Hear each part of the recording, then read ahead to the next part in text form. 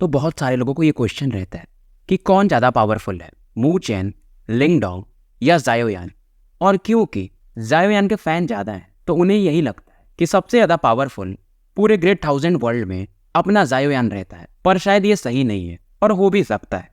Video पूरा देखने के बाद आपको पता चल जाएगा और कमेंट में फिर बताना कि आपके हिसाब से कौन ज़्यादा पावरफुल है। अब यहाँ पर मैं फैक्ट्स रखता हूँ। तो अगर बात की जाए पावर लेवल की, तो ग्रेट 1000 वर्ल्ड में आने के बाद जायोयान का भी पावर लेवल हेवनली सॉवरिन के पीक पर रहता है।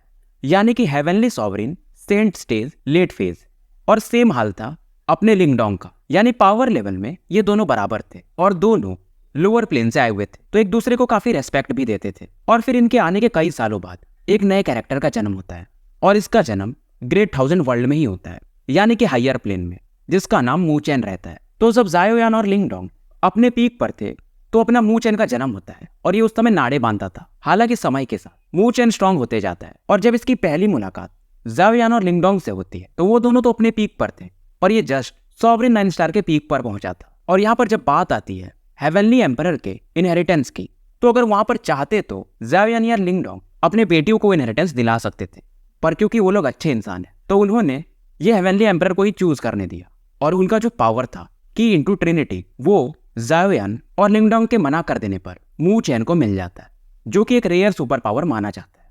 तो समय ऐसे ही बीतते जाता है और जब इस द ग्रेट रूलर का सबसे बड़ा विलेन बाहर आता है, एविल एम्परर, तो उस समय मू चेन भी हेवनली सॉवरिन पर पहुंच चुका था और उसके ये गॉड ग्रेड में रहता है। अगर आपको हेवनली सॉवरिन के लेवल्स जानने हैं तो मैंने एक वीडियो पहले ही डाला हुआ है, लिंक मैं डिस्क्रिप्शन में डाल दूंगा। हालांकि जब इनकी फाइट शुरू होती है तो यहाँ पर आता है एक ट्विस्ट।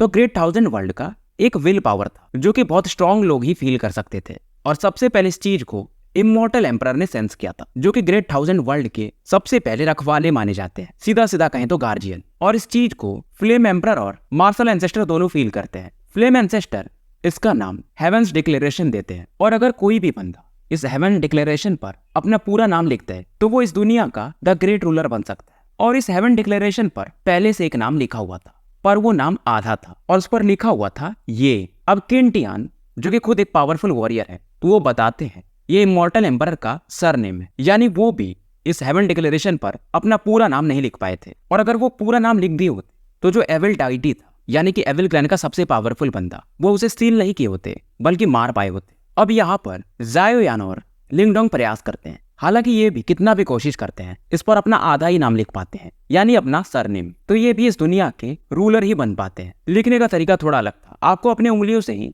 स्पिरिचुअल एनर्जी रिलीज करना पड़ता है, पर हेवन डिक्लेरेशन से आने वाला प्रेशर इतना खतरनाक होता है कि जायोयान और लिंगडोंग जैसे बंदे भी अपना पूरा नाम नहीं लिख पाते। इधर समय बीतता है और कुछ समय बाद मू चेन भी यहाँ पर अपना आधा सरनेम लिख देता है, यानी कि उस समय तक जायोयान और लिंगडोंग के बराबर पहुंच चुका था। और आखिरी बैटल में ये अपनी टेक्निक यूज करता है। हालांकि उसके बाद, यानी आधा नाम लिखने के बाद, इसकी माँ जायोयान लिंगडोंग वगैरह से बहुत सारी चीजें प्रोवाइड करते हैं, और ये अपने की इंटू ट्रिनिटी के तो 2 बॉडीज रहती हैं, उनके लिए भी सॉवरिन सेलेस्टियल बॉडी को कल्टीवेट करता है, जिसके वजह से इसका पावर लेवल काफी बढ़ जाता है। और आखिरी बैटल में ये हेवेंस डिक्लेरेशन को एक बार फिर से बुलाता है और वहां पर अपना मू भी नाम लिख देता है, यानी कि अपना पूरा नाम। तो यहाँ पर जा करके ये द ग्रेट रूलर बन जाता है, यानी कि जायोयान और लिंगडोंग से ज्यादा स्ट्रांग। तो बहुत सारे रिसोर्सेस मिलने के कारण ऐसा संभव हो पाता है।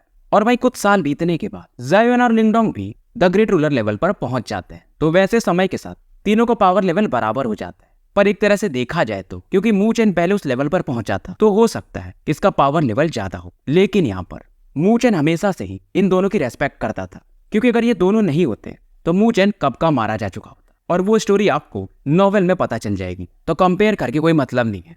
मू चेन आज मू चेन इसलिए है क्योंकि इसको हेल्प करने वाले बहुत सारे लोग थे। ये एक अच्छी फैमिली से था। पहली बात इसकी माँ, उसके बाद फ्यूचर में जायोयान और लिंगडोंग, खास करके जायोयान। तब आपको पता चल गया होगा कि तीनों में ज्यादा पावरफुल कौन है। तो कमेंट में मुझे बता देना। मिलते हैं फिर एक नए वीडियो के साथ।